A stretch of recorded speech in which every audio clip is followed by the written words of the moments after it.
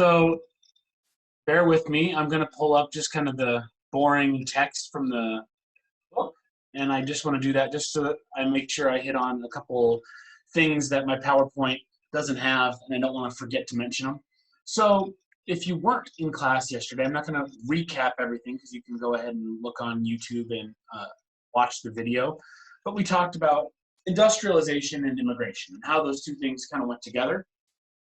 So industrialization, just a quick recap, was essentially this shift from the United States being primarily an agricultural economy, in other words, we made our money off of farming, to a country that made their money off of business and industry. So we see a huge boom in technology, inventions, production, manufacturing of goods and services, a huge boom in population, which ties into what we talked about immigration with coming from all these other countries, essentially doubling the United States' population in like 40 years. So the United States goes from a relatively small country, population-wise, to a relatively big country very quickly. All right, and so what I want to talk about today is kind of the aftermath of that. So there were lots of positive things that came from this big boom in industry and this big surge of people coming over from predominantly Europe, various areas in Europe, but predominantly European immigrants.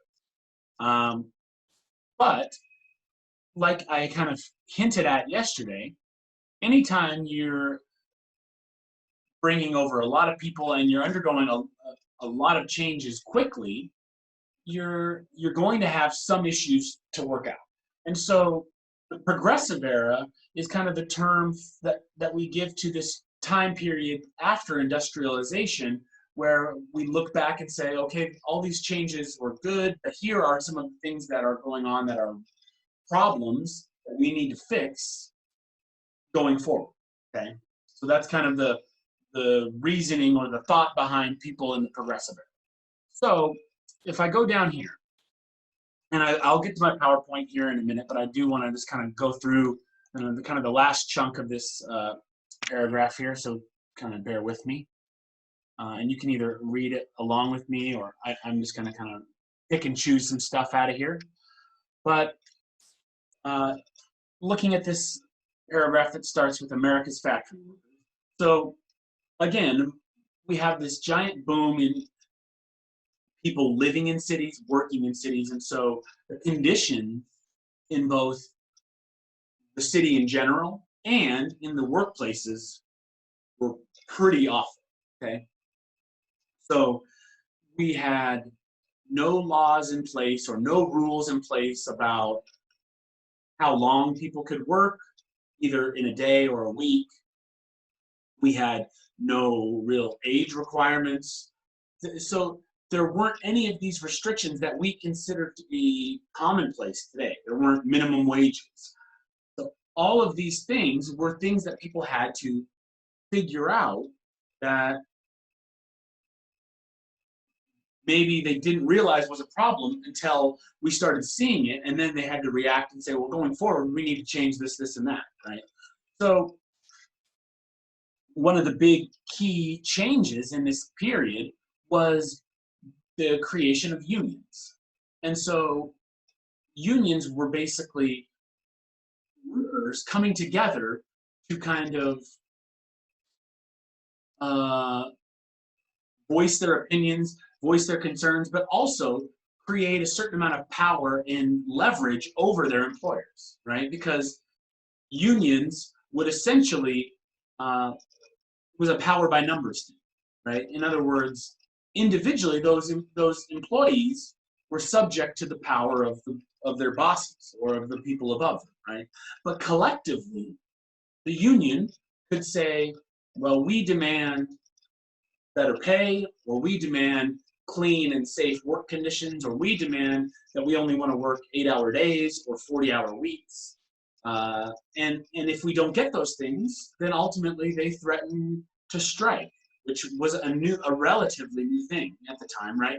And a strike was basically a refusal to work until those conditions were met. And so unions kind of or not kind of, they did negotiate with these businesses to improve the conditions of the worker, right, of the working class, okay?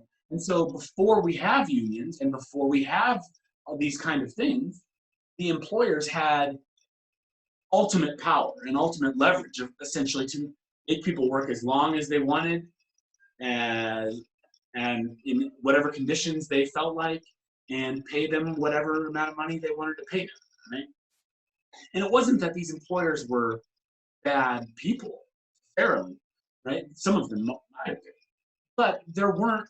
This was all new, and so there weren't things in place, and so the employers were just kind of going along with the way things were, and if they could get away with charging someone 50 cents an hour, or I don't know exactly what pay was at the time. My point is, if they could get away with paying them as little as possible, then they would do it, and that was just kind of the way business operated until these changes started happening. So again, a lot of the laws today that we consider commonplace, that we take for granted, are things that people had to fight for, both literally and figuratively, 100+ years ago, right? So again, 8-hour work days, 5-day work weeks, right? So oftentimes people were demanded to work 7 days a week for however many hours, right? There weren't any restrictions on that, okay? And then also, just like I said, just sanitation, clean working conditions. Like, these were all things that were issues at the time. You also had other areas in society that needed what we call reform, right, or change, not just business, right? Because again, if you pack a bunch of people into a city that's never been through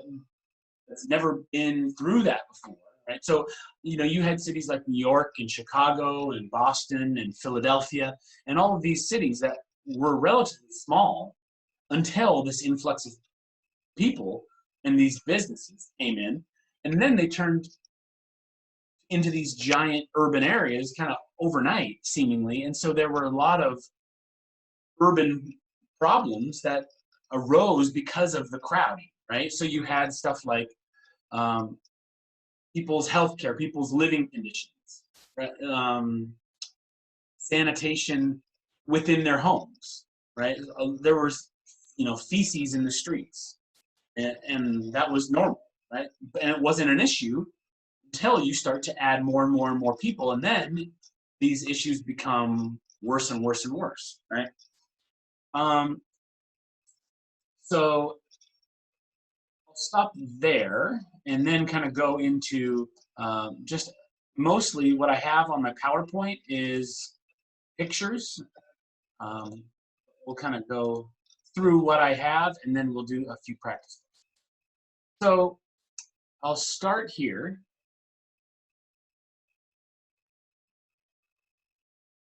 And again, if you have any questions, please stop me in my tracks and make sure you ask them. But I just kind of want to go through some of this stuff. I'm going to skip through some of it because not all of this is critical. But reformers in general were, people seeking change, right? And so muckrakers were a type of reformer. And they were journalists that sought to improve situations by publishing pictures, stories, news articles, right? Because think about how people received their information, right? 100 or 150 years ago, there was a limited amount of information. And so unless you were living in these cities, you didn't know that these problems were going on. And so these journalists decided that the only way to get people to mobilize to change some of these things would be to let them know that these problems existed. And so that's kind of what they did, right?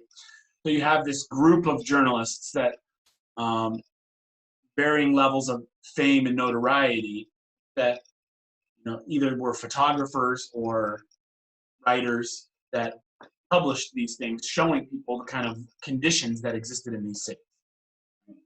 So again, stuff like overcrowding, families packed into dinky houses or like apartment buildings that are falling apart, things like that.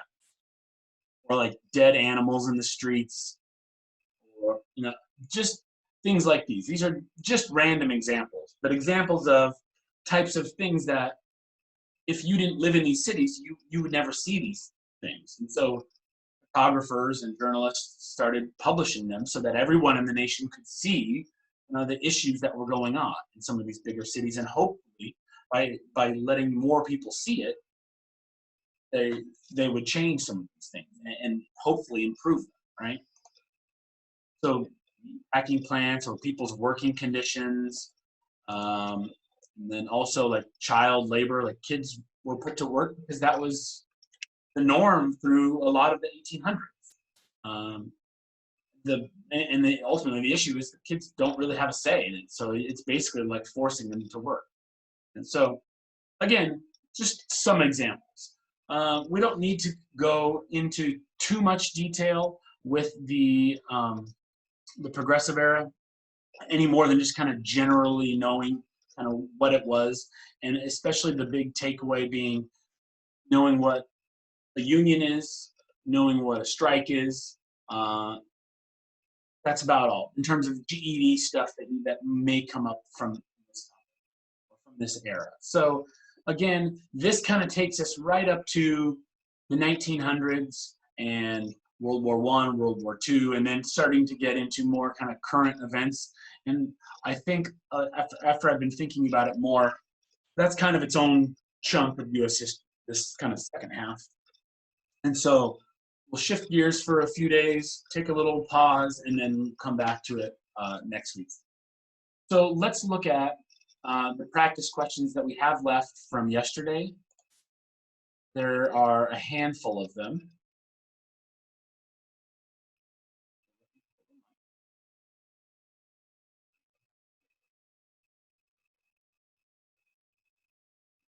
Okay, so we did numbers 1 and 2 yesterday. So let's skip ahead and do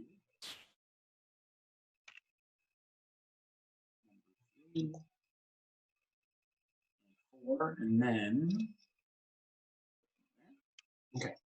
So number 3 says, based on the passage, which of the following would early union workers have valued most? Okay, so remember what we talked about in terms of union.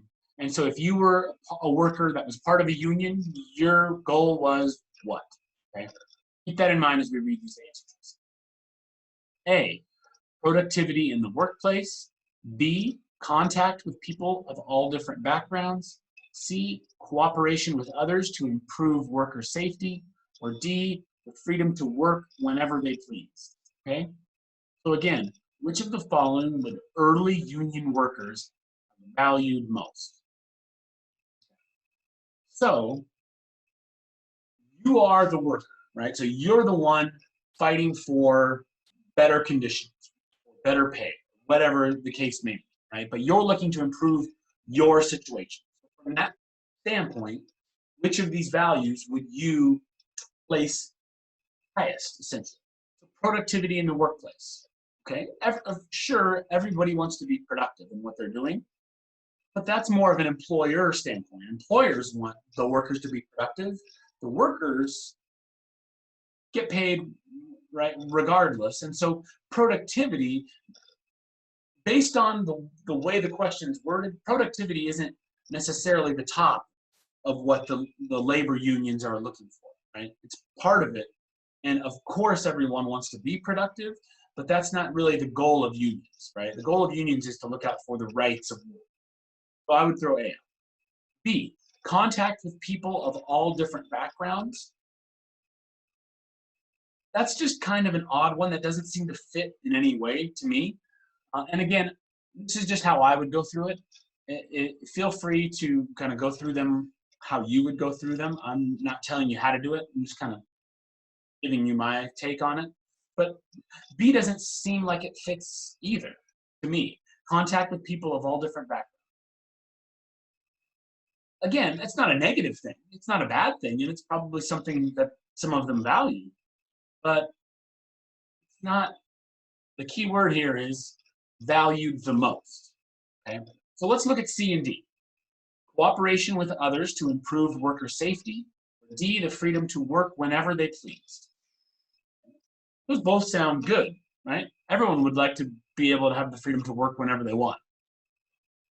And most people would want to work together to improve worker safety. So which of those seems like the best answer?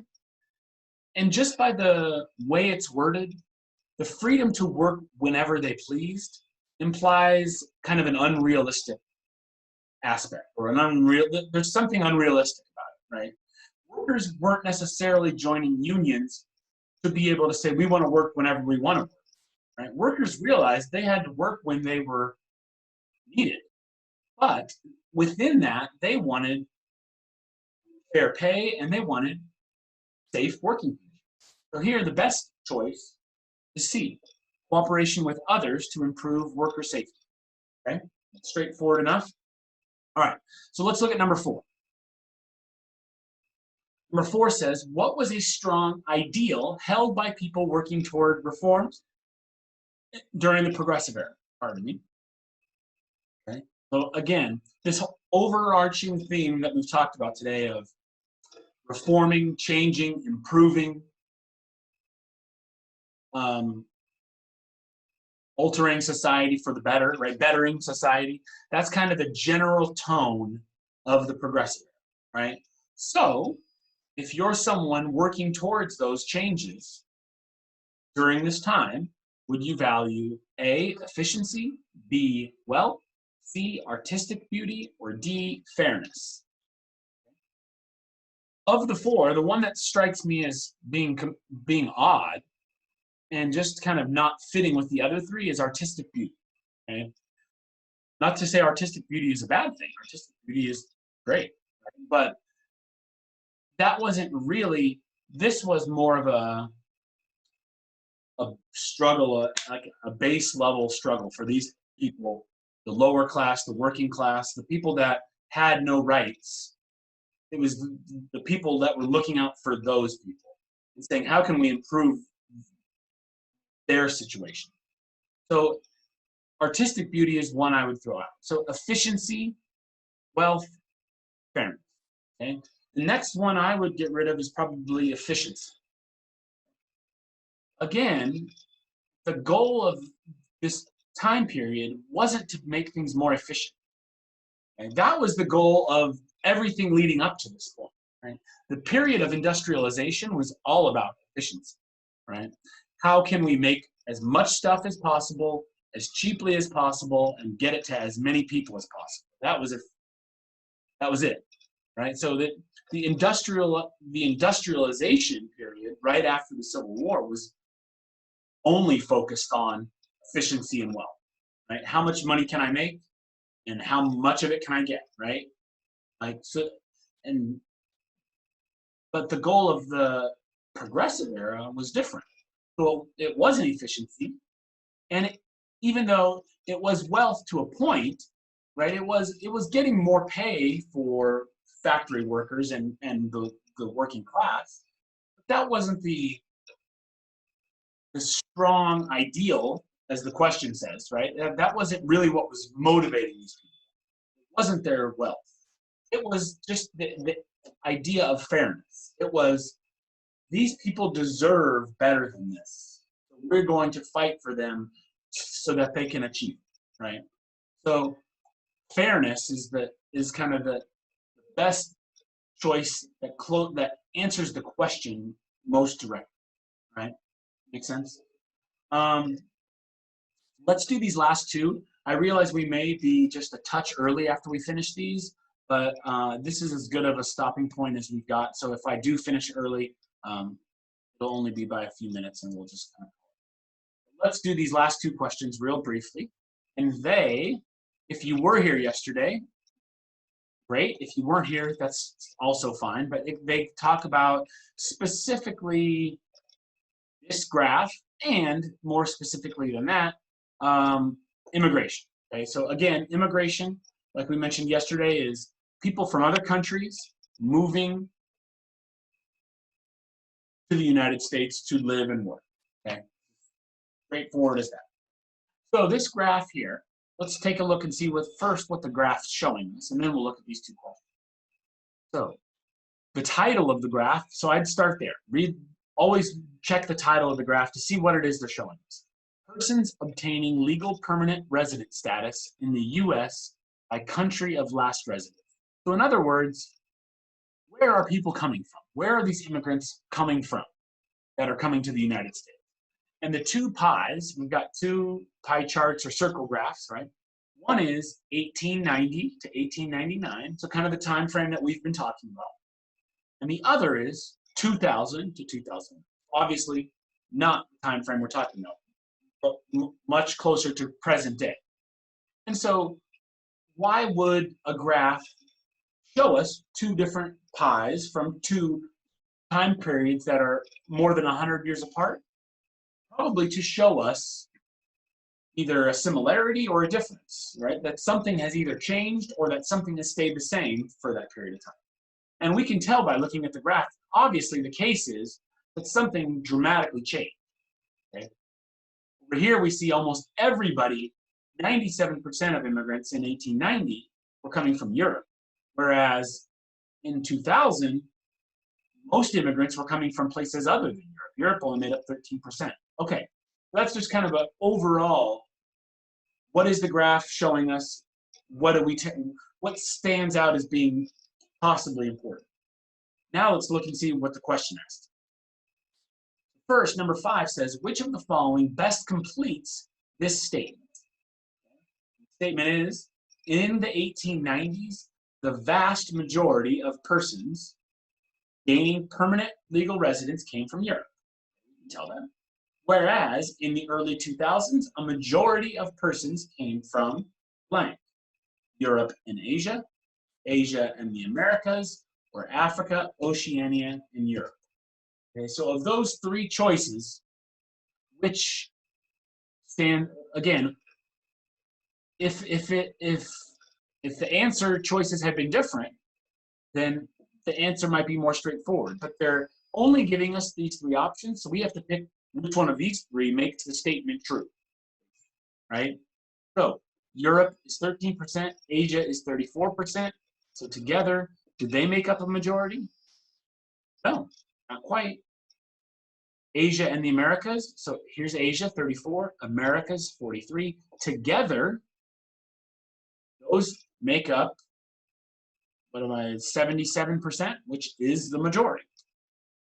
And Africa, Oceania, and Europe, Africa, Oceania, and Europe, that's this small 23% chunk here, or whatever that is.